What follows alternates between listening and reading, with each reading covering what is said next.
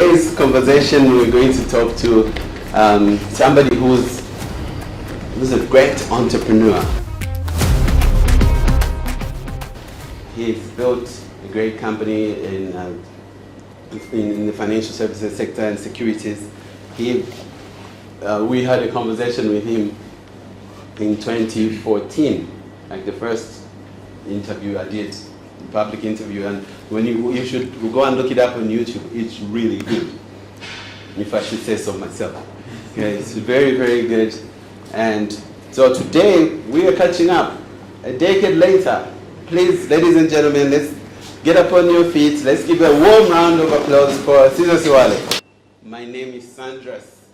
So it's Sandra with an S at the end. Whatever you do, don't leave out the last S. It changes a lot of things. Okay?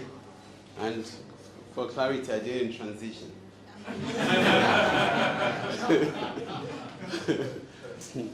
Actually, I went to Copperbelt University and my acceptance letter was addressed to Mrs. Sandras Phiri. Took 3 years to change that in the system. Okay? I'm the CEO and founder of Pranary, and Pranary is a practical business school. And it's also an entrepreneur community. Started Pranary out of frustration from after doing an MBA. As some of you might relate, you go and get a degree, whether it's undergrad or postgrad or graduate degree, and you don't know what to do at work. How many of you can relate to that? Okay? You don't know what to do in industry, in real life. So I didn't know what to do in my small business, my startup. And that was frustrating because you pay a lot of money, spend a lot of time, and you still don't know what to do in a startup. So to solve that, I decided to start Pranary, where we only have actual founders, actual business people, practitioners, and investors teaching on the programs. So you don't have just academic stuff, like you build things and you work and working on your business. When you're learning practical things, you're making money as you're learning. That's what we do.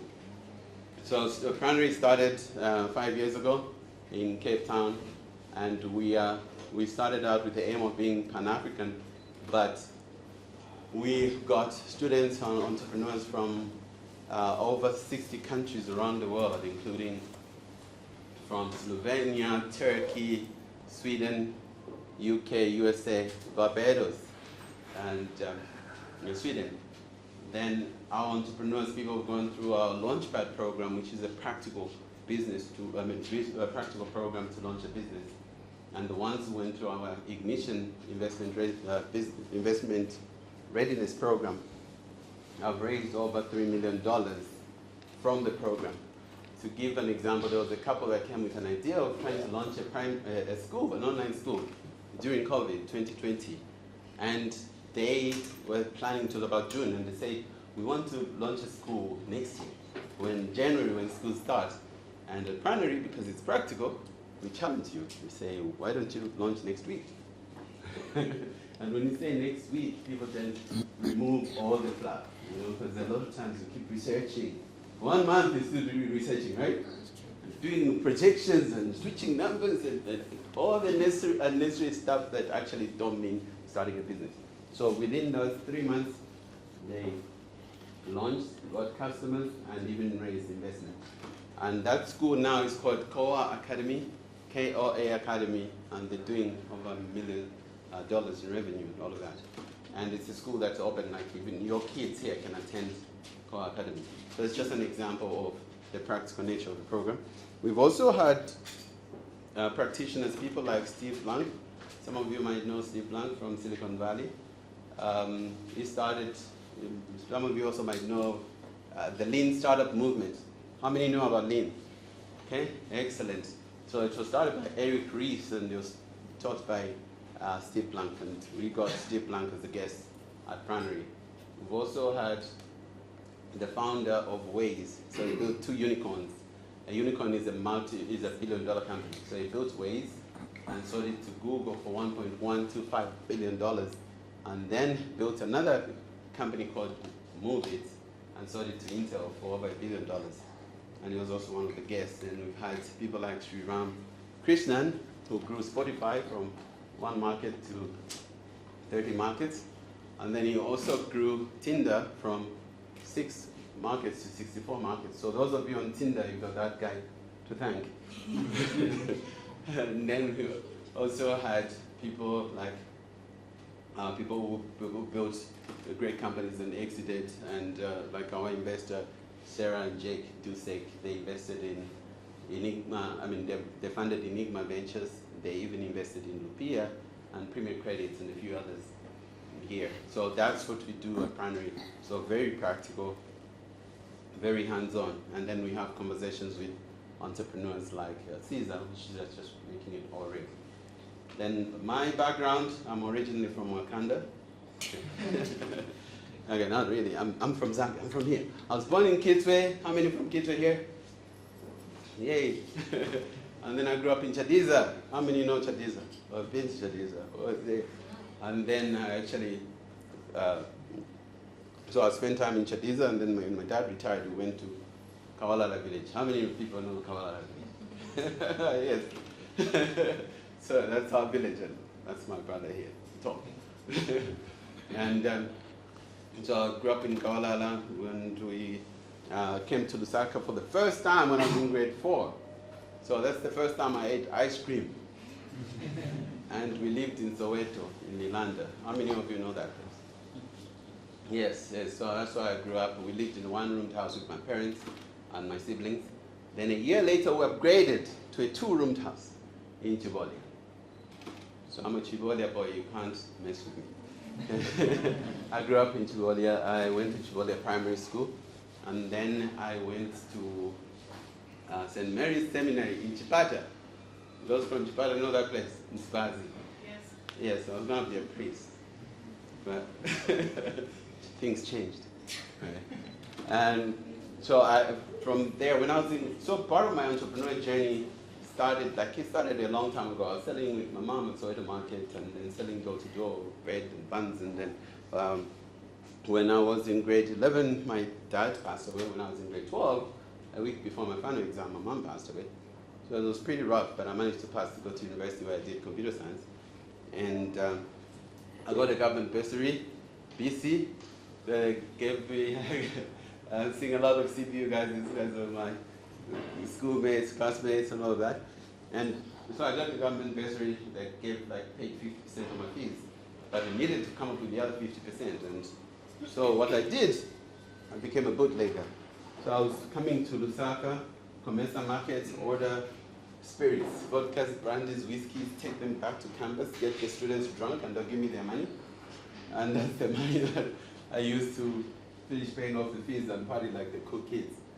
Sometimes I get high on my own supply. And then I graduated with a computer science degree, and I learned to build websites. I worked for African Insights. I worked for Selpay. Selpay was the first mobile payments company before M-Pesa. And worked for Trust Bank, and then quit to run WebCentric, my company first, full-time. Then moved to Cape Town, South Africa. So I live in Cape Town. I've been there 18 years now. And from that time to now, I've interviewed over 120 investors and founders, and I've traveled to 30 countries around the world and 4 continents. Go to Silicon Valley pretty much every year. For the last 9 years. I was in Silicon Valley last week. Got to listen to the founder of Instagram and all these wonderful people. And these are some of the insights that we bring at Pranary. So that's a little bit of my background. But for today's conversation, we're going to talk to somebody who's a great entrepreneur. He's built a great company in the financial services sector and securities. We had a conversation with him in 2014, like the first interview I did, public interview, and when you should go and look it up on YouTube. It's really good, if I should say so myself. Okay, it's very, very good. And so today we are catching up a decade later. Please, ladies and gentlemen, let's get up on your feet. Let's give a warm round of applause for Ceaser Siwale.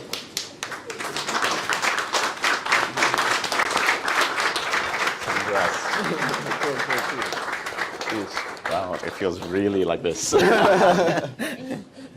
But one thing I should say, I mean, from that introduction with what Sandras has been through, I think he needs the applause. Not me. It's an incredible, incredible journey and story. Thank you, thank you. We're just testing if you can hear us at the back. Although if you can't hear us, you can't know that we're asking if you can hear us. Okay, and then at any point, if you can't hear us, just say we can't hear you. It's okay. We won't take offense, but the point is that you hear us still. Okay. So thank you very much, everybody, for coming through tonight. Ceaser, it's really good to catch up. And like you're mentioning that it's been, I mean, first of all, it's been 10 years, but this, you're a legend, so this place is full. So welcome to today's conversation. No, thanks very much, Sandras. By the way, it's been 10 years on African time, right? Because we did it in 2014. Yes. We're in 2025 today. Yes. And it was a random conversation in Cape Town doing mining in Daba over drinks. Well, he doesn't drink anymore, right? So that's another change in the 10 years. And in that moment, I thought, you know, let's revisit what this journey has been like. That was my first interview. And I haven't really done anything else in Zambia. I've had a couple outside of the country, but that was a lot of fun. I don't know how you convinced me to do it in 2014, but that was a lot of fun. You know, it was actually when we did like the first fireside chat, I was talking to people to say who are some of the great entrepreneurs in Zambia, and so I was compiling lists, and Ceaser Siwale was on so many people's lists. And wonderful thing was that I got to know him that time, and then chatting with him, like, great guy, very humble, very intelligent, very successful, a lot of veries, right? But still very grounded. So it was easy to say, okay, let's have this conversation. And then we had that conversation in November 2014. So let's now reflect on the past decade. Ceaser, 10 years ago, you spoke about using sustainable finance to drive Zambia's growth. What have been like some of the big milestones, and which ones have had the biggest impact? Look, and that's still very close to my heart, identifying the right type of capital for Zambia. One clarification I also need to make before we jump into the conversation, for anybody who's sort of misled. The 3 billion I've seen advertised all over Zambia today, it is the firm that raised that capital. It is not Ceaser Siwale. And there's a whole bunch of people involved in there. And that number constitutes actually people that were there before I even existed, before I was a thought. The firm started in 1993 through Eric Postel, an American individual who was invited to Zambia to create the blueprint for the capital market. So that's how the stock exchange, the rules, and all of those things were invented. And in true fashion, everybody who comes to Zambia doesn't want to leave, so he set up the firm, partnered with a few other people. When they were setting up, I was just finishing my high school. And so I find that a lot of people accredit that to me, but it was really those guys were the founder of the business and the DNA it has. The first CEO was a gentleman by the name of Mevelo Mutukwa. I don't know if any of you are familiar with him. I never met him, but I hear his name a lot. And unfortunately, he passed away prematurely. And I'm very good friends with his brother, Seki. In fact, Seki has contributed a lot of that 3 billion because he works for Ashmore, and we've raised capital from them in the past. But he lives in the United Kingdom. And look, the last 10 years have been very interesting for us.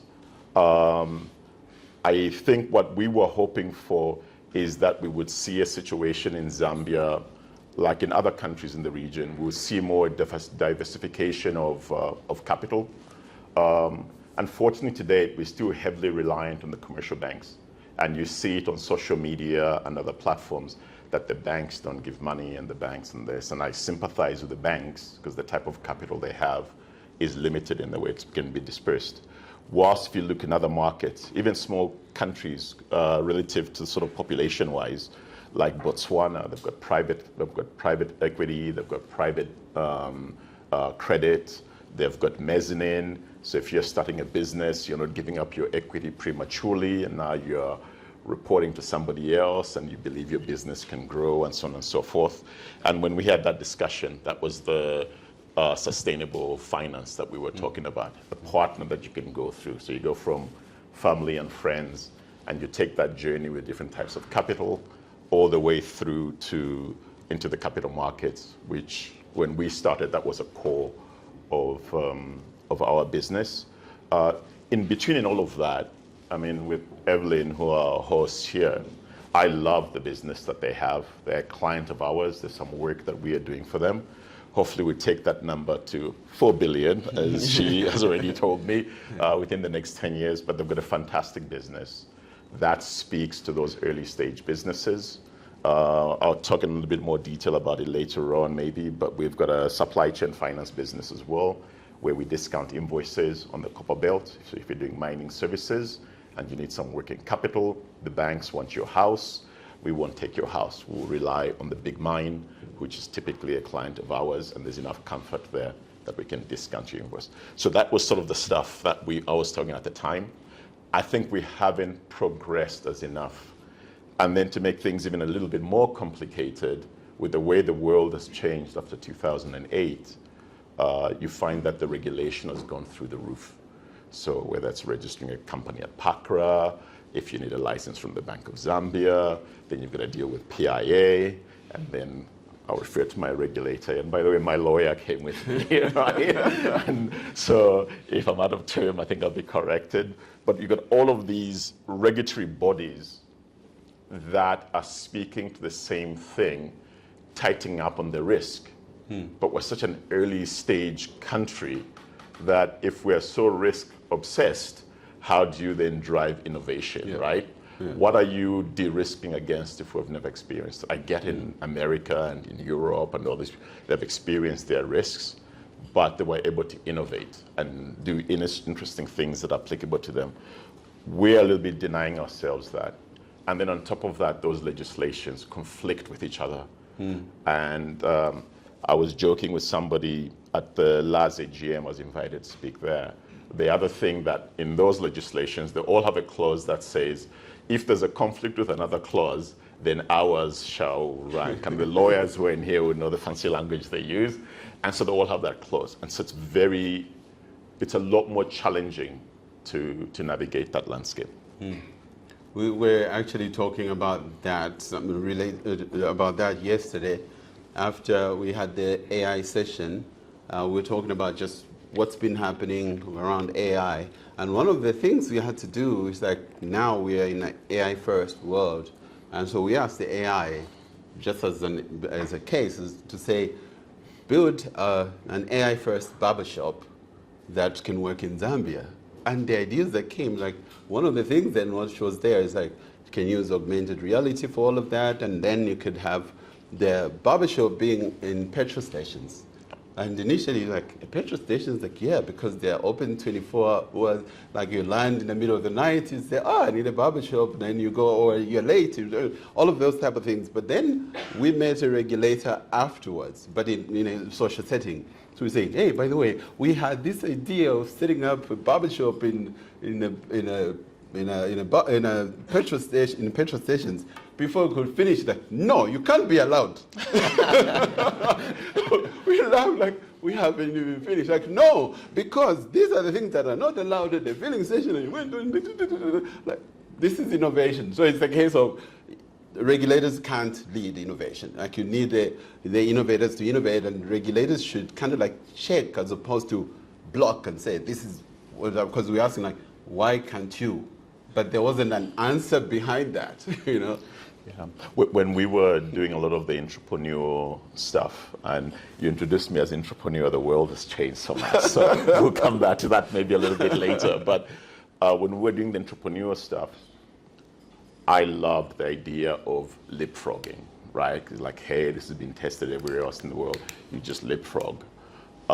Today, I feel that leapfrogging is actually expensive for us, and it also undermines us because, as you're saying, all those innovative ideas have been tested elsewhere, and then the regulation has come in. But because we are leapfrogging, we are landing with the regulation, and then it's just very difficult. So if you look at the banking sector, for example, in accounting, there's a thing called IFRS 9. The accountants in here will know. And the bank has to anticipate how risky you are to the bank of defaulting. And then they have to do a provision against you that they will lose their money. And so, of course, if you're a commercial bank, you're going to say, well, you know what? I'll rather give the money to a big multinational because the provisioning is less than giving it to this mom and pop or this entrepreneur, because I'm going to miss out on my bonus because I have to make these provisions and my bottom line will be less. This is just the human side to it. But then we absorb these things to be part of the global market, as they say. But why not, as an African continent, come together and figure out what are the deal breakers on some of these things, or do we need a bit of a lead time in terms of how we are integrated? Our business gets onboarded and we get KYC'd every year. This new thing, I don't fully understand it. The lawyers in my office understand it, but you need now to pop through the holding company and see who's behind all of this. And I think PATRA rules have changed recently. And we were being audited. I didn't even know this was law now. And that international bank said, Ceaser, what's going on? You failed compliance with the recognition of your company. So we had to run there. And it's because this thing has happened, but we haven't been given a window to comply. So there's some things I think in-house we need to do to avoid such a difficult conversation with somebody who's sitting in New York. That's such a red flag. It's so big if your regulatory bodies are saying. So these are sort of some of the challenges to your first question that I think I've seen over the last 10 years. There's still that need for that sustainable finance, no doubt. And I think when I registered my company 10 years ago to Africa Trust Academy, it was way easier than when I registered Pranary just last year. Yeah. Like it took longer, and now I was told I needed to go and get a printout of my certificate of what's that, copy of registration, what's that document? Then I needed to take it to the bank physically. You're like, really? And they're like, I'm in Cape Town. Like, don't you know someone?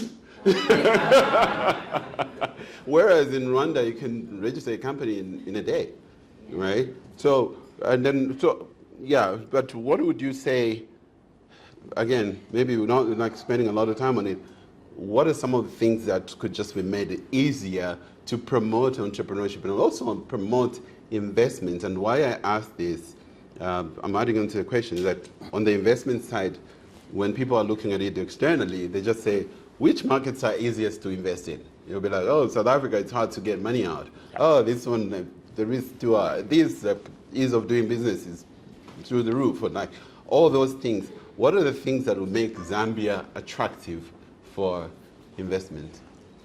Yeah, so I'm going to answer your question in a different way. I mean, from the time I came back to Zambia, joined Pangaea, the drum I've always heard being beaten is how to bring investment into Zambia. Okay.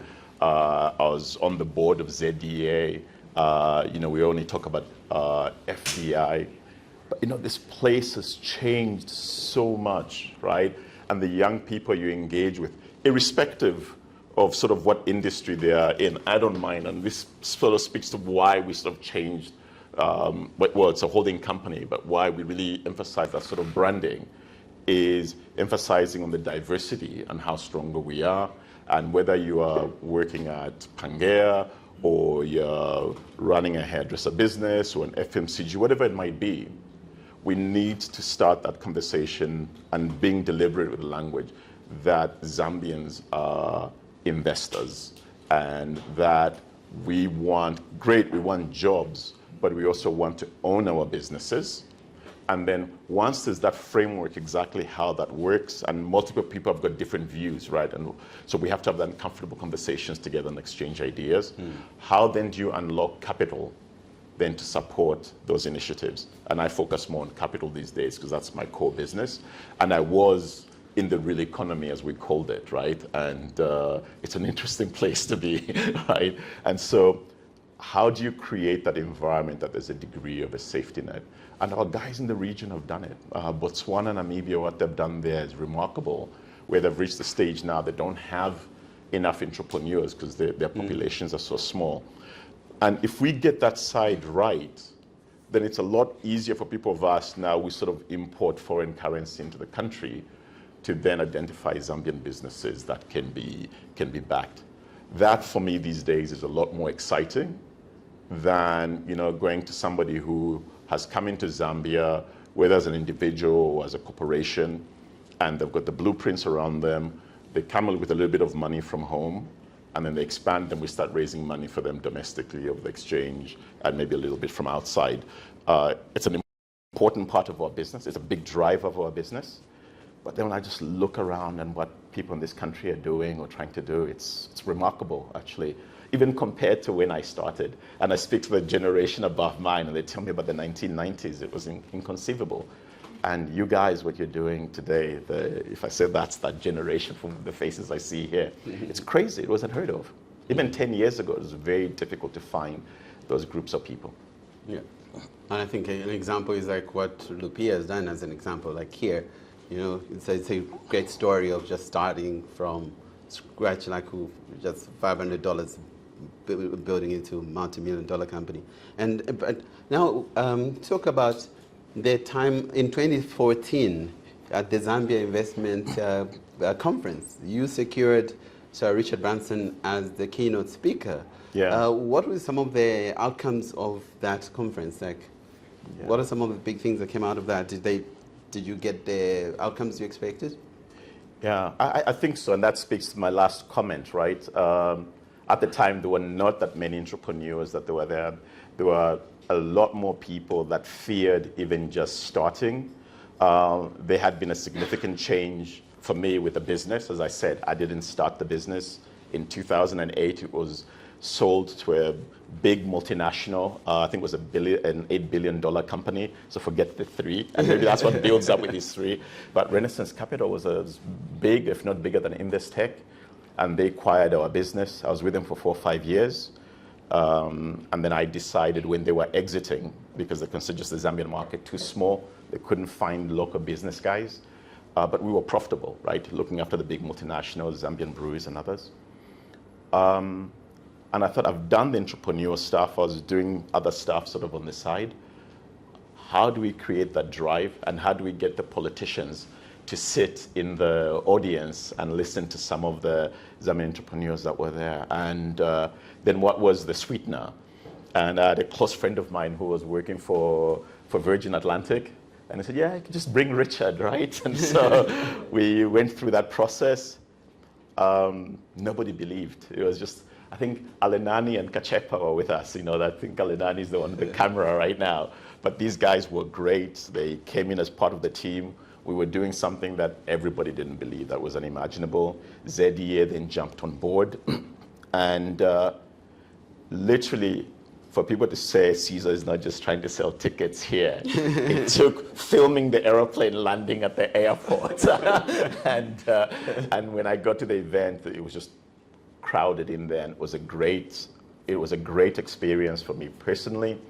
He was very chilled. He spoke to real personal experiences than just sort of the theoretical side, right? He went a lot into the execution, and then how do you then actually operate after that?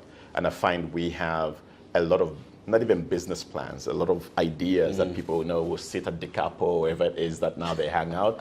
But how do you take that from that thought onto a document, bankability, and then execution? I think a few of the guys that were there, they took it on board.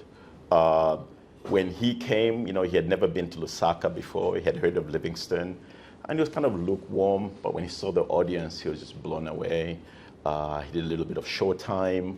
And when leaving, he said, hey, here's my number, and if there's anything you guys in Zambia would like to do, always reach out. I think I called before the plane left with some ideas.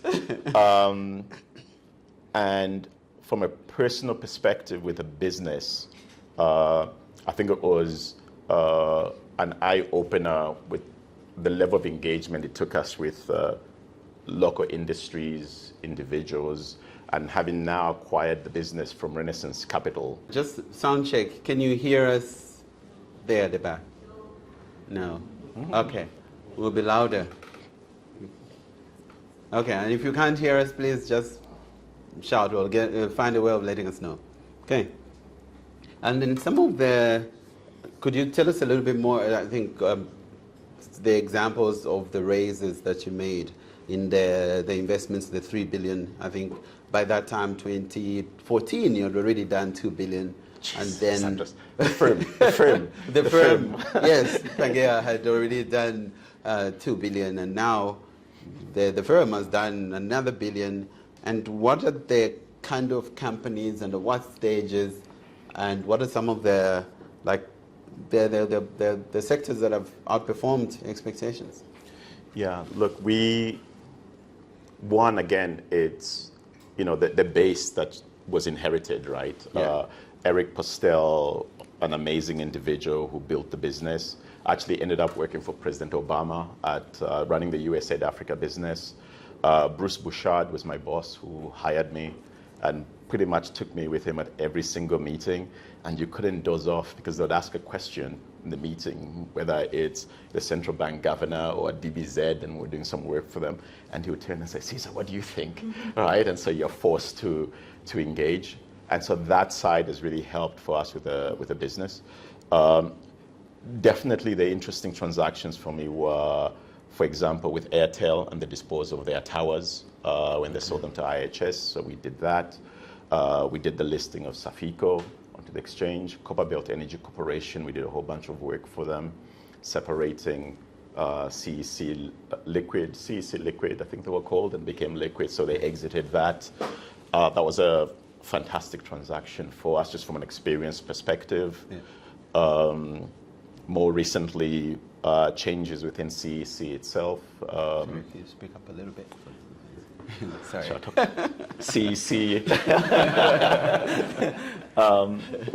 And then really for us, as I'd mentioned earlier, again, a nice big anchor for just all the work that we were doing was Zambeef. I mean, we took Zambeef and listed it in London to raise some capital for them so that they could buy the Mpongwe farms. So it's dual listed here in London. BII coming into Zambeef again. That was a 2016 transaction. We worked on that. That was a $65 million deal, I think, if I remember correctly. So yeah, there's just been a whole range of different things that are interesting that we've done. And then, of course, on the secondary market with the stock exchange, what we call block trades. So I know a lot of the guys see the regular trading and they say there's no liquidity in the market, but suddenly you see a big transaction that happens on the Luce. So a whole range of block trades that have been done, whether it's in Zambia Sugar, Chilanga, what was Lafarge then, Bata, there's various different companies. Nice. And then over the years as well, and really effects of 2016, what I refer to as our global crisis. The one everybody knows about is 2008. Yeah. But 2016 was tough. It was really, really tough, right? And so our business has evolved more. We've become more of an M&A type shop. So there's transactions that you don't see because they're not on the exchange. Things like Bucks Haulage, the logistics business. I'm sure you see the trucks, BHL. That's a client that we look after.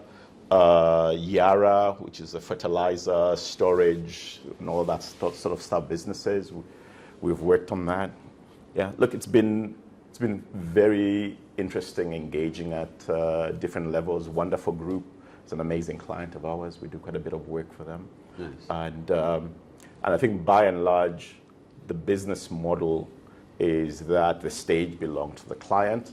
The capital that you are referring to repeatedly is funds raised for clients. That's not mine, in case anything, guys have got ideas.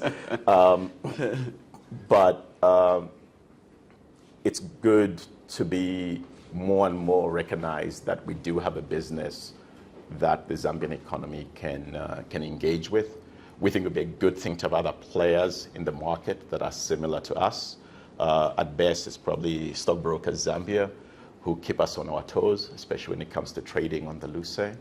But it's a drop in the bucket. There's so much that is going on in Zambia. Sometimes you read about it from London or New York because the deal has already been executed.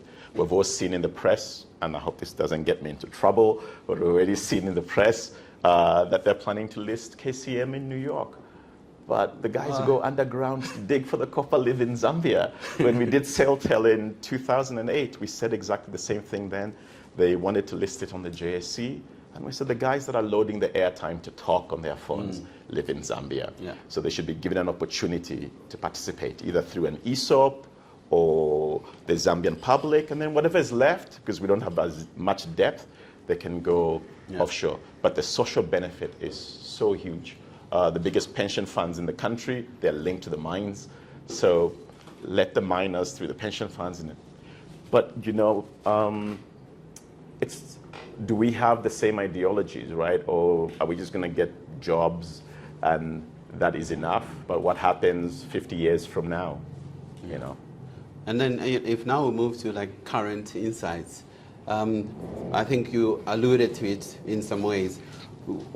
Since our last conversation, what are been like some of the big changes in the Zambian investment landscape? And then also maybe your focus, what's Pangaea's focus on right now and what prompted the shift? In 2016, I decided I wasn't going to be an entrepreneur anymore. I think I had some real tough love lessons. That global crisis that I've referred to, it was hard. It was something that I had never experienced before. It was humbling, depressing, made me angry. And I had a good network. I mean, by 2016, you know, we were very much still plugged in this economy. There's other things that we were doing. Was that the time you had Fresh View Cinema, you had Magambe? So we had Fresh View, Dagon Media, Pizza Hut. We had, I think, 300 to 350 employees. And then I had clients that were facing the same challenges. Yeah. And literally, you know, not to over dramatize, I'm going to say overnight, but it was in the space of a few months. The kwacha moved from 5.6 to 14 and came and settled at 9. And we had dollar liabilities, dollar loans everywhere. And my debt was business related, but they literally took your life as it is today, right? And maybe that's why I sort of refer to these reforms of our financial markets. And in that moment, there was nowhere to run to. And I was accountable to 350 people, which you have to do times 7. It's 2,100 plus people. And that was really hard then to make a decision. Do I go down with everything? And this is not my core business. And personally as well, I had a young family. My kids were relatively young then. And I then took a view that I need to focus on what I'm best in class in. That was a term I learned from one of my clients. He said, focus, because that was what they were going through, because they had diversified as well. They were doing all sorts of crazy stuff. And said, hey, we're going to focus on what we're best in class in. And you had to cut with limited emotion and more of what can you preserve. And I was lucky enough to sell everything apart from Freshview. And so we were shareholders in Arcades, we were shareholders in the Pizza Hut, Dagon Media, all of these things. And I sort of sold those, and Freshview I walked away from. And Freshview was probably the biggest hole, right? Because of the infrastructure that you needed there. And it was an amazing business, and the things that we were doing with it, promoting Zambian culture, movies. I think the Red Bag is still the most profitable. I see him nodding. I think it's still the most profitable movie in Zambia's history. It was a local movie that was just so low budget, but it just drew a big, big crowd. And Mr. Nyirenda knew how to promote all of this. But when the economy fell apart, there was no safety nets, there were no guardrails, and I exited everything. Then spent nearly 5 years in therapy, including some counseling from Sandras himself, right? And it made me a very, very different person. I think that was there have been different moments in my life, but in that 10-year period, I think that definitely had a fundamental impact on me.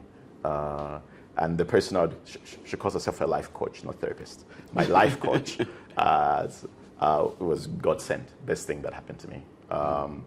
And then obviously in the last 10 years, the second thing that had another big impact was COVID, Yes. right? Yes. But in a twisted way, I felt, and also in that 2016 period, I also found God again, right? Yeah. Before that, I was, the guy who thought he walked on air and everything we had touched, we thought turned to gold or whatever, as they say. But it was humbling. And with hindsight, when you look at COVID, I think I needed that period. Yeah. And COVID happened, and I thought, thank God I don't own cinemas, I don't own any of these businesses, because I think COVID, when I looked at its impact, it was 1,000 times worse, because you had zero revenue. Yeah. At least, even if the kwacha was falling apart, in 2016 there was some kind of revenue with the movie theaters or whatever it might be. But COVID, I really felt for the guys that were going through that pain. And then again, I felt we made a bit of a mistake where we had the COVID relief money, but we only gave it to the banks. And then the banks, of course, looked at their family and friends with the big corporates and others. We did some of those refinancings with the banks. But the small guy, yeah. Let's see. And then moving on now, there's been a shift towards fintech and ESG.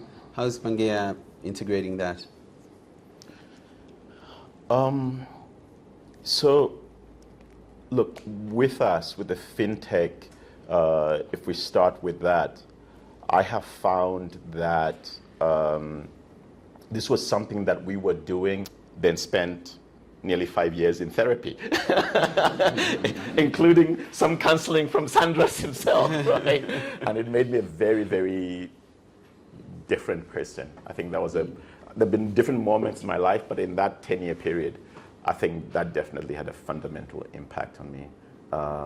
And the person she calls herself a life coach, not therapist. My life coach was God sent, best thing that happened to me. And then obviously in the last 10 years, the second thing that had another big impact was COVID, Yes. right? Yes. But in a twisted way, I felt, and also in that 2016 period, I also found God again, right? Yeah. Before that, I was, the guy who thought he walked on air and everything we had touched, we thought turned to gold or whatever, as they say. But it was humbling. And with hindsight, when you look at COVID, I think I needed that period. Yeah. And COVID happened, and I thought, thank God I don't own cinemas, I don't own any of these businesses, because I think COVID, when I looked at its impact, it was 1,000 times worse, because you had zero revenue. Yeah. At least, even if the kwacha was falling apart, in 2016 there was some kind of revenue with the movie theaters or whatever it might be. But COVID, I really felt for the guys that were going through that pain. And then again, I felt we made a bit of a mistake where we had the COVID relief money, but we only gave it to the banks. And then the banks, of course, looked at their family and friends with the big corporates and others. We did some of those refinancings with the banks. But the small guy, yeah. Let's see. And then moving on now, there's been a shift towards fintech and ESG. How's Pangaea integrating that? So, look, with us, with the fintech, if we start with that, I have found that this was something that we were doing. Remember when I joined Pangaea in 2001? Only Bruce Bouchard could send emails, but I think we were one of the few guys that actually had an email domain. So you would have to write it up and send it to him or put it on a flash. And from there, with RainCap, we invested in trading platforms that were integrated into the Luce. And if you look at our business today, I think, in the space that we play in, we're definitely properly integrated. We'll try and maximize that. We look closely at the AI space. Yeah. We try and figure ourselves out around issues of data protection. And so do you invest a little bit more into Microsoft 365 so you can use Copilot and some of the other features they have. What is actually the regulation in country around that, how we must navigate that. So the tech is definitely very important. From a client perspective, I feel obviously the guys here are an exception, but I think there's a bit of a bandwagon approach. So when you look at the fintech space in Zambia, it's like a bandwagon where if one guy has been successful, everybody sort of jumps on it. Yeah. I don't see a lot of innovation that is out there for something that is new. It's time to be corrected. But Bongo Hive here, they would probably know best. And then us, we don't use it as necessarily a product that we're selling. We use it to facilitate better execution of our work. Okay. With regards to ESG, I'm not saying it to be controversial, but it's one thing I look at today and say, it's great we've got Donald Trump, because what we've done is that it's a global trend that popped up. And again, similar to IFRS 9, we jumped on that bandwagon. Yeah. And when I look at where we are today, I've got clients that have got 700 to 800 megawatts of power, but it's coal and nobody can touch them. Yeah. And what do they do then is they extract the coal and they ship it off to India, Germany, so they can fire up their coal plants. And that argument is lopsided. And then we've got 22 hours of no electricity. And the renewables are great. I hear everybody talking about them, and solar and all of those things. But you got no base load. And so surely there should be a conversation, how can we utilize coal while we are going through these issues with hydro? So the Americans have come out now and said, hey, you can drill for coal all that you want. Of course, there are elements that are important, so I'm not discounting ESG completely. The G is very important: governance, how you set yourself up, you do the right things, no corruption, and the usual vices you hear about. I don't know the details. I saw the U.S. ambassador crying today. That was hard hitting. I don't know how much of it was short time, but regardless, it was hard hitting because you're talking about health, right? And that's another resource, the people that we have. And I don't know the details of all of that, but the G becomes extremely important. But from my perspective, which ironically the rest of the world never talks about, is the S. For us, the S is a lot more important. And a lot of the meetings that we've gone into, we emphasize the S. They just call it social, but then they look at it and say, no child labor. But hold on a second, let's talk about the S, about inclusions of the owners of the land in how their resources are utilized. A fair game that, your A team, your starting 11 are not all men, because you've got stars that are women, but the system is lopsided. What do you provide for within the organization to make it easier for women to operate in there? In our business today, we're probably 45, 55% female. Some of the leaders in the businesses, Wendy, who has run our brokerage business for years, the office is run by a woman. The investment bankers who dominate there, also women. We closed an amazing deal this week. We closed it on Monday on the Toronto Stock Exchange. Mohongo was the leader there. Absolutely fantastic on how she managed that process and the governance staff and all that. But the rest of the world doesn't emphasize that S in the context that I'm describing. It's presented as a negative. But why don't they do the S in the context of everything else that we've discussed earlier? So that's the way I look at that ESG argument. And I think, that's critical, because even just, again, referring like last week, I was with Brian Chisala. He owns a mine, but he also has, he's setting up a solar plant, solar energy plant, and do a Silicon Valley and talking to these different investors, they'll be like, mining, oh, copper, and they'll be like, like dirty mining, and you need to be green. But then also to be green, to have solar, we need the minerals, right? Like, we need to go down in order to be green. But then also the West was built on coal and all of these things that we have now, and they say, no, you can't use them, which I totally agree with you on. And then I think also that on the social side, like you have countries like South Africa that kind of has like a regulation on these big corporates to give a certain percentage towards entrepreneurship development, as well as just like different terms when you are dealing with smaller companies, like you pay them within 30 days and all those type of things, as opposed to a small company in 120 days they never paid.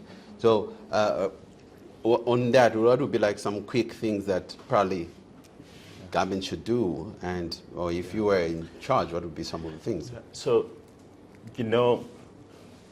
and let's park government, and let's park the way, and I don't think that was the intention about the giving. I'm not even referring to the giving.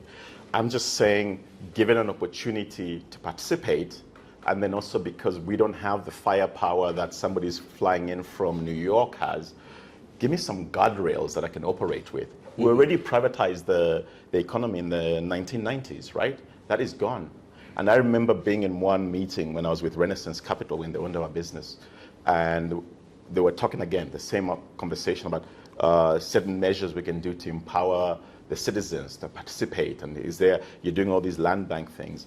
And I remember that then one of the ministers was saying this to, and he said, no, look, Zambians just want things to be handed on to them. Zambians must learn to compete. And if Mr. Siwale wants to start a brewery, then he must go buy land and build his brewery.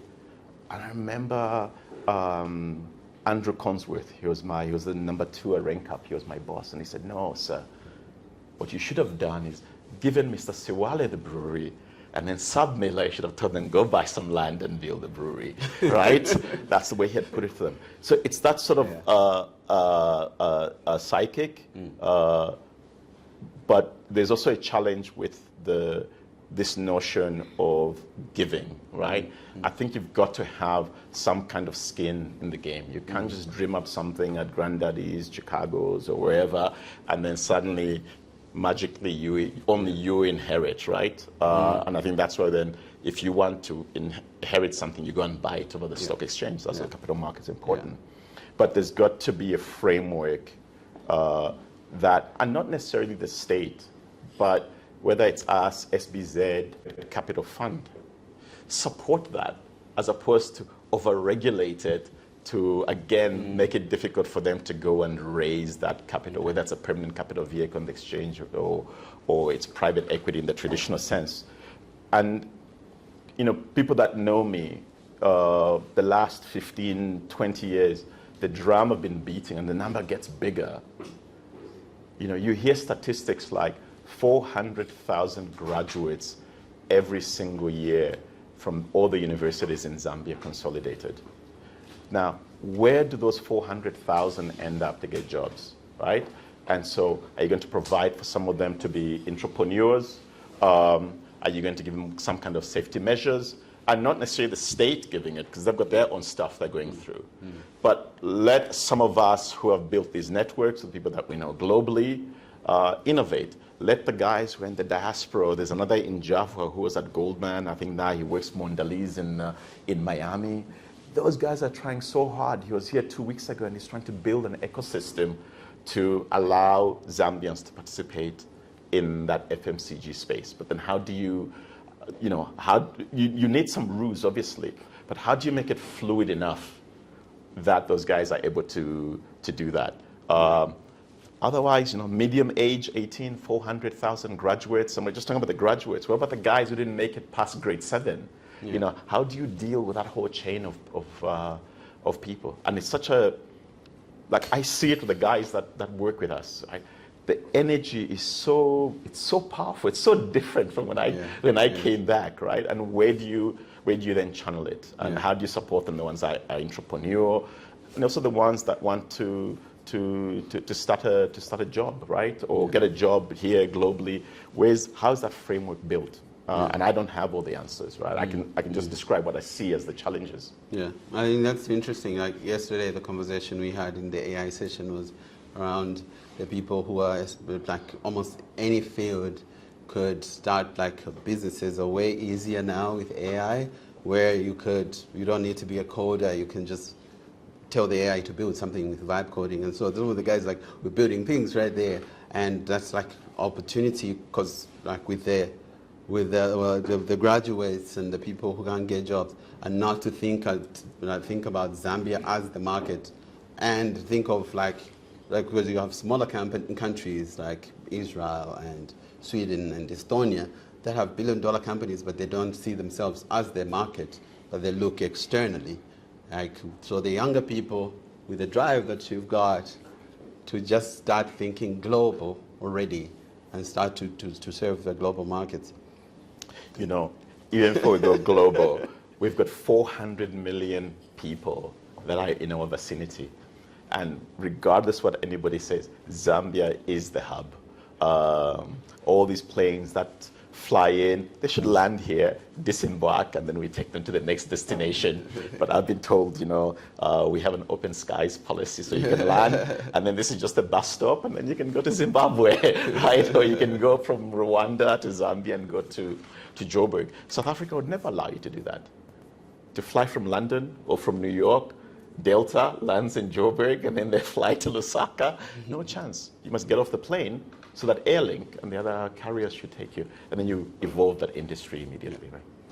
And looking to the future, over the next 10 years, which themes or which sectors do you see would drive Zambia's economy? Some of the stuff we are already looking at now, our business has changed. Business has changed a lot from 35 years ago when the founders started it. I mean, as I said, today we find ourselves more of an M&A business. We have an invoice discounting shop on the Copper Belt, as I mentioned. That's probably one of my favorite things that I've done. I really enjoy that business. I enjoy working with the guys there. But an interesting thing that we've seen, and which government doesn't get enough credit for, are the number of PPPs that are out there, and that is building Zambia's infrastructure, and the state realizing that they can't do it alone. And so we've got some interesting projects that we're working on at the moment. As advisors, always when I say we are not the promoters, so we've got clients for them. The most exciting that we have is that we're opening up the western part of Zambia. We refer to it as the Western Corridor, from Mutandwa all the way down to the Kazungula border post. It's an amazing project. It will open up that part of the country. It's anchored by the big mines. FQM is a big supporter of ours. BHL has been using sort of the dirt road there, so we have data from them on what we can do. And if you missed buying land in Leopard's Hill or any of these other places that have gone through the roof, just mark my words. As we say, hear me now, believe me later. That part of the world, that part of Zambia is going to change significantly. So definitely infrastructure play is very important. I think the other thing for me, which I touched on briefly, is the 400 million market space. We moved on a while back. I opened an office after my whole traumatic 2016. We opened an office in Johannesburg. I've got great partners there, guys some of them were clients of ours, some of them had worked with us here before, and they moved to Joburg. And the intention was to use that as a hub for SADC. At the time, I thought it's maybe easier for me to say I'm coming from Joburg than I'm coming from Lusaka. But that business has evolved significantly. We get work in South Africa. Obviously, the Zambian team provides a lot of support to that. And you would be just crazy to ignore SADC. I think we live in the best part of the world. I can't imagine anywhere else that is better than Zambia being a hub, plus these 16 member countries that we have as a marketplace. We have everything that the world desires today. You think of it, everything. We've got the water, even though ours is low, but our water table is very high compared to many places. We've got fertile land. We've got the wildlife, we've got open space. The 16 countries, for the most part, speak common language. I think either Angola, Mozambique are transforming to English. The DRC is doing the same thing. We have all the minerals that they need. Yeah. There is no energy transition without us. Full stop. When I look at the statistics, there is no energy transition without us. So if you've got a mining concession, you've got an anchor with a mining concession, because from the data I see, there are 40,000 concessions that are out there. Why aren't we active? And so something in that space is going to have to give. In the 2000s, a lot of Zambians sold their concessions, right? Because, hey, somebody showed up, said, here's $2 million, whatever, they sold them. And they moved on. I don't know if you're 5, 7 years, how far that money takes you. But today you hear some of these companies, they've got $3 billion valuations, $7 billion valuations. And so we're doing a lot of work in how do we support Zambians in that space. You can't take it to production alone, but how do you do those partnerships? And then from there, how do we participate in the beneficiation? Because you can't sell the mine and then tell the miner that he must create copper wires. It's not his job. His job is to do extraction and ship it out. Yeah. So I think for me, those particular sectors at Zambia, and I'm afraid as a sector, but Zambia as a hub, and then the infrastructure to feed out everywhere, whether it's rail, whether it's by air and by road, it is so critical in the game that we are playing in. By 2035, what innovations or market developments do you hope to see? Was that, and how would you want to be?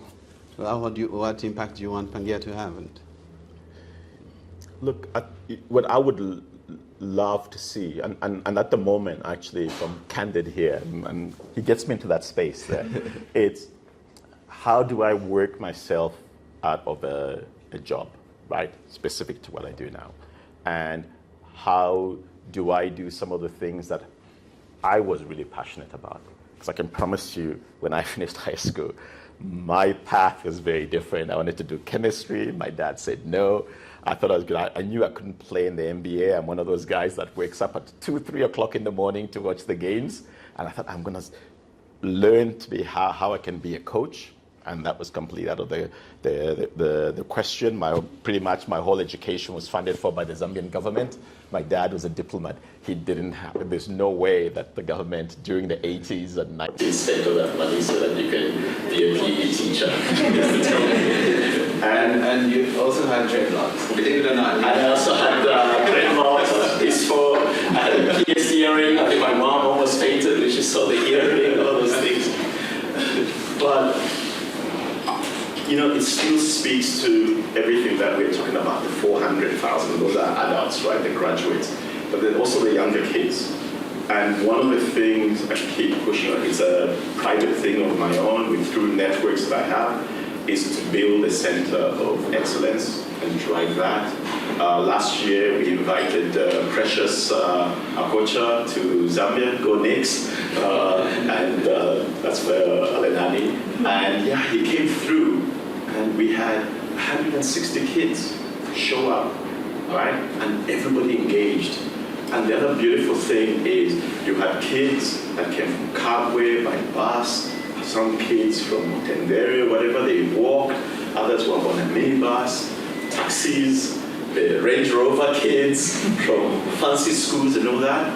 But when they arrived at the venue, you got a jersey, blue, yellow, you put that on, and it didn't matter, right? And that event was a week. It was so powerful, right? That these MBA guys that were here, predominantly from Nigeria, they do this in Nigeria every year. We're working on doing it again, hopefully touch wood August this year. And it's not a big ask, right? And those guys, they come in, they see talent. You can play some kids in schools. My daughter plays amazing soccer. She was on a scholarship in Connecticut to go and play soccer there after graduating from school. So it's not a big ask. And also live, in that journey, what is the next thing that also sort of makes you feel fulfilled. So that's my thing. I've done this. I will always be, associated with the business, whether I'm an exec or I've got 60 people that work for us now. From the advisory side, there's plus 20 people. The paddock side, there's about 30 people, 5 people in Joburg. So the talent is there. I'm happy they're involved in the deals. And it would be good to see this next gen, that these are the guys that are sort of driving this business to the next level. Hopefully they're not doing things that the founders were trying to do, financial inclusion and the usual things, but we get past some of those things. That would be my hope. Fantastic. Questions. So for the questions, you just keep the questions brief, introduce yourself, and then ask one question at a time, straight to the point. Yes. Hi, Ceaser. Thank you so much for making the time to chat with us. I'm Melinda Kaputoye, a lawyer that transitioned into entrepreneurship. So the founder. I'm the founder of a wellness startup called Wellness, which integrates fitness, mindfulness, and mindset coaching. And apparently looking to scale the business and also tap into wellness tech with the growing demand in that globally, and I think that's something Zambia can really benefit from. But as someone that grew up believing capital or debt was bad, or even in law, having been on the bad end of some of those deals representing clients that defaulted or whatever, I have this is like, for lack of a better term, icky feelings around funding and debt, but now it's time to scale the business and have that capital injection. So what advice would you give to someone that's not fully comfortable with having and handling other people's money, because inevitably that's the direction the business is going in? Yeah. So if you didn't hear the question is that if you believe debt is bad, yeah. What do you do? What do you do? Should we do individual questions? Yes. Look, that's a really good question. And on the argument of debt, especially hard currency, as I said earlier, I actually learned that lesson the hard way, right? And I had to then make very difficult decisions to get out of that position that we were in. I think predominantly even driven by issues that were outside of the fundamentals of the business, just that the macro situation in the country completely changed. Today we service a number of clients in similar situations. The principle is the same, the numbers might change a little. I would say, if you're at a stage where you look at your business that is ready to scale up, are you prepared to scale up? One, looking at bringing potentially partners that share the same ideologies and share the same direction that you want to take the business. So the last thing you want to do is bring in a partner that is quite happy that you just have, 2 operations that are in Lusaka, one in Kabalonga, and maybe one in Rhodes Park or whatever, whilst your vision is maybe to go nationwide. So I think it's finding partners that share that ideology. That is one. And then specific to the space that you're referring to, is it something to minimize the capital cost that you can bring in partners that are employees with benchmarks that they have to meet, so that if they hit those benchmarks, they convert either into equity or they get some kind of a bonus. The other route is, which if you look globally what has happened, is then you create what are your core base or anchor businesses, and then for that expansion you franchise, and then again you find the right people that share the same views as you to do that franchising. And the beauty of the franchising model, if you're the franchisor or the franchisee, is that they have to buy the IP from you. So effectively they finance their new shop to use your IP, and they also pay you a royalty for it. So on the other side, the franchisee, by experience, it's a very tough space to be in. But if the brand is strong, then people want to be associated with it, right? Are you gonna, if McDonald's comes here, you're gonna say, well, Caesar Burgers, you can compete with them, or do you try and get the McDonald's brand and be a franchisee? Okay. Great. We'll take another. There's a question there. Because we are out of time, We'll keep the questions short and the answers short.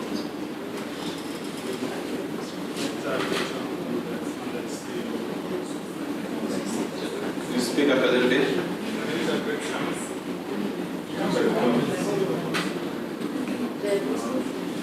We really can't hear you. Maybe if you can stand.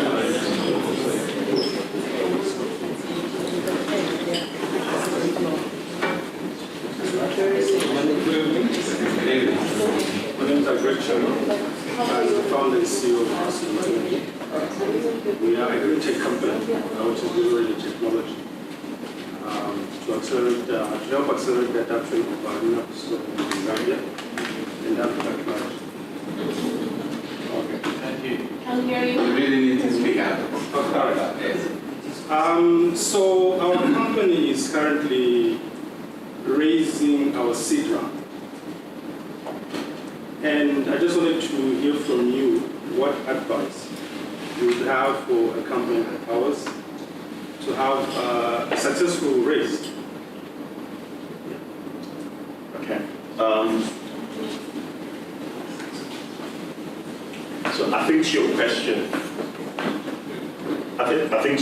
for me, the starting point is, as I said earlier, the promoters, how much skin in the game do they have? So that's very important. Not just the sweat equity, but have you guys actually spent some capital in preparation for the seed capital you're raising? You know, financial models, business plans.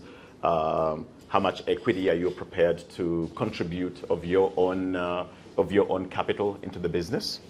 And then, of course, what is important then on the back of that, do you actually have pipeline?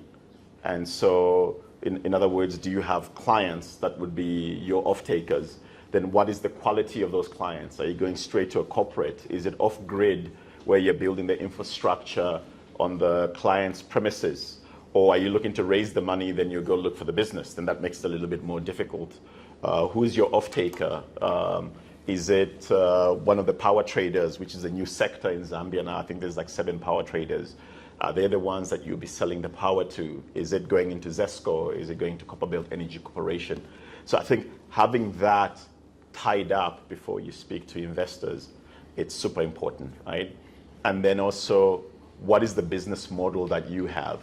Are you looking to go to a corporate that you will build their solar solution, but once you build it, it's their problem to deal with, and you leave, so they have to hire people that are now effectively running a mini ZESCO, right? Because somebody has to run that power infrastructure, do the maintenance, etc. Or are you saying this particular corporate will give me a 15, 20-year, 5-year offtake, and through that model, I will pay my financing. So those are sort of the specifics off the cuff you would need to think through before you even start raising that initial seed capital. And presumably it's in the form of equity, I don't know, but typically the split is 70-30. And also, what is the size? You know, are you doing the sort of microgrids where you go where there's no ZESCO and you go in the rural areas, and so you're helping the schools and others? It's a different pool of capital you go to, typically NGO type money or USAID type money, those sort of organizations. Or are you going to a corporate and saying, here, I'll give you 5 megawatts, and then they will have to take a view on that corporate, because, you know, if you're doing a 10, 15-year commitment, they want to make sure that in 10, 15 years, that corporate will continue to service you. Cool. So those are the sort of things you need to think through. Brilliant. There's a question there, and then we get a question here. Hi, Caesar. Thank you for the chat. My name is Joshua Chiungi. I work as product owner at a fintech called Ceaser. And you speak of Zambia as a hub, a regional hub. Today, what I wanted to find out is if I started, or if I am a startup and I'm looking to expand into the region, do we have the rails or government agency that would assist me expanding into a neighboring country, help me identify all the sorts of regulatory requirements, maybe even help me find out or find like a first customer? Is that rail or infrastructure, does it exist for startups today? or is there work that still needs to be done to, enable Zambian startups to fully capitalize on that opportunity? Yeah. Look, the way I've approached it is that within their means, the state has given me the tools I can work with. And also sometimes they haven't given me all the tools that I need for whatever challenges they might have. But, for me, establishing my business in Botswana or in South Africa might make more sense, because they may be in that particular issue that I'm trying to address, they might be a little bit more advanced. And so I have to do the work, not the state, and understand what are the dynamics of how South Africa works. What are their tax regimes? How do you incorporate a company? What do you need to actually be on the board of an entity? And you'll be surprised with some of the things you learn that are very different from us. If you run a business and from there and you guys are profitable, how easy is it then to bring your money out? What kind of exchange controls do they have? A place like Botswana, there's a business that in the next sort of few weeks that we are looking to start there. It's basically a replica of Paddock. But the way they operate is that in their market, the majority owners must be their citizens. Otherwise you can't operate. It's just point blank. If you want to run a filling station, you have to be Botswana. There is no debates on it. So they have those guardrails. So if I want to do a filling station, I just have to accept that I'm going to have to be a minority shareholder, but they have capital that is there to back the citizens to do those identified sectors that they have. So you have to put in the work if you want to go and invest in Angola, as opposed to the Zambian government holding your hand to Angola. I think the Zambian government's priorities should be deepening the Zambian economy, creating jobs, and also hopefully creating more business owners, and we expand here. I think ultimately down the line, in my humble opinion, the integration of SADC is inevitable. It's there on paper, but I can't see how it will not happen. Botswana's got too much capital. Their equivalent of NAPSA has got $12 billion under management with 2 million people. We have 3.5 billion with 22 million people. There's a mismatch, but they don't have enough assets or investment opportunities. We do. They don't have the level of critical minerals that we have, right? And so there's gonna have to be this SADC family meeting on how do we work together. The road project we're working on, the bulk of the capital is coming out of South Africa. They see the importance of it, and they want to be a participant in that, and they see it as a hard currency earner for them, as a dollar earner for them, whilst improving Zambia's infrastructure that we need so that the western part of Zambia and northwestern part of Zambia can evolve. I think it's going to have to play out in that way, mushrooming from internally and going up into the region. Brilliant. Yeah, good evening, everyone. Good evening, Ceaser. I hope I'm not going enough. I'm not enough? All of now? And for those people here. Okay, all right. In the first part, it talks about having 400,000 graduates in Zambia graduating every year, and there's not truly mobility. So maybe that's to say that we don't have labor mobility and maybe social mobility, especially maybe after the age of 22 years. So looking at that problem and also looking at the current regulatory climate that we have with things like ZQA and etc., do you see any low-hanging fruit which those 450,000 graduates can exploit? And is there any way that maybe the incumbents can make a win-win solution to help those and also get some other thing? Yeah. So look, it's a bit of a loaded question, right? There isn't one size. I just share my thoughts, but I think in the big projects that we have been involved in, if we are building a road in Western Zambia, then it's on us that we're not bringing food items from Lusaka, but you allow that local economy to evolve so that the supplies to the experts that are working on that road are from that area. It also doesn't make sense for us to bring aggregates, the sand, the stones, and all those things you need to do a road from Ndola. I'm sure there's aggregates there, but then how do you involve that local community? What would be unfortunate is if that local community is not interested and you bring in somebody from Lusaka and they are the ones who are doing the aggregates. So the promoters have actually spent a lot of time with the traditional leaders there, say how do we incorporate the communities. Projects like that, I think the requirement is a 10 or 20% local content. We have insisted on that it should be 30%. But then I can't drag people to come and do it. Nor can the promoters, nor can the government.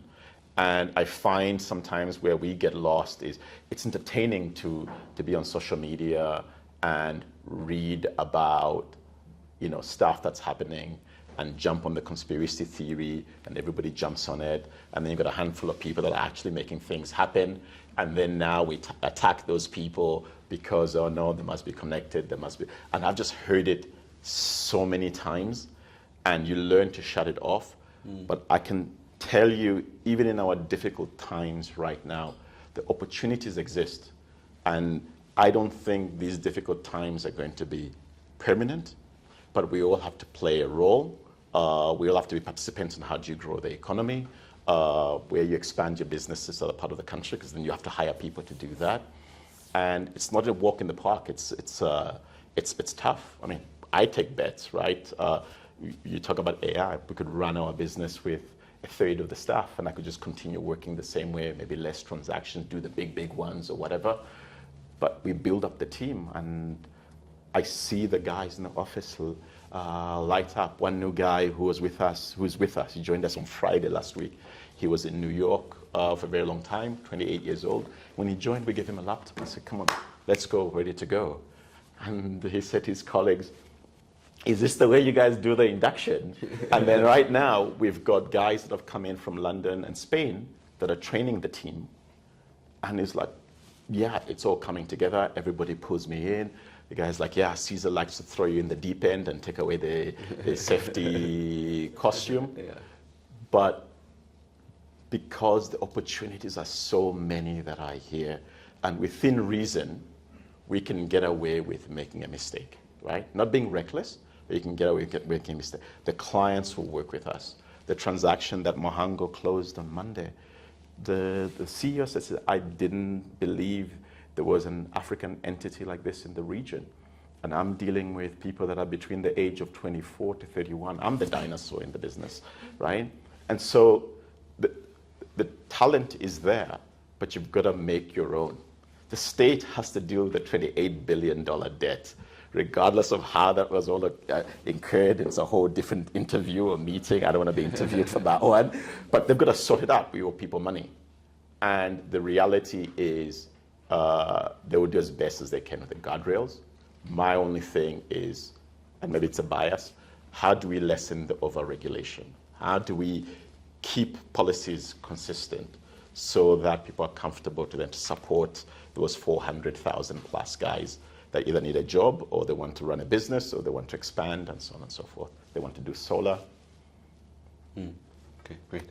What will be your final words to the people in this room, the working professionals, entrepreneurs, and the people who watch this later?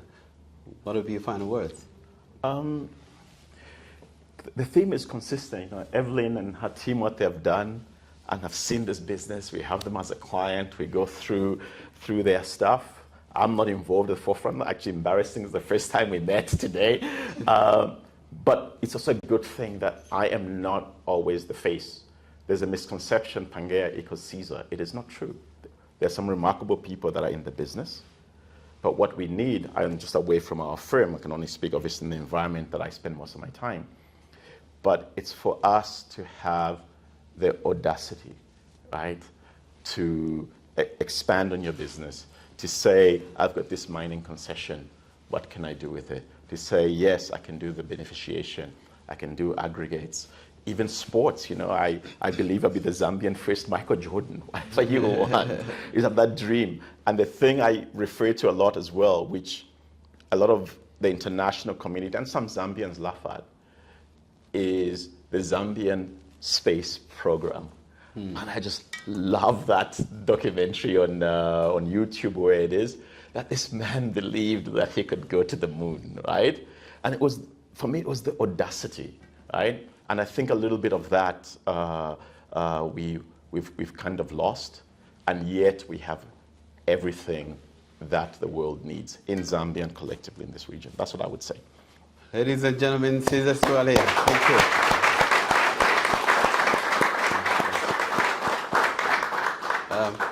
Thank you very much, Ceaser. It's always inspiring, it's very educational listening to you. And thank you for sharing your insights, your expertise, your experience. And also for not holding back, like you're really generous in terms of, in all forms, including just sharing what you know and what you're saying, like the opportunities are there and just not enough people taking advantage, and that we have a massive opportunity here, which I think can't be said enough. So thank you for all of that. Another round of applause, Stephen.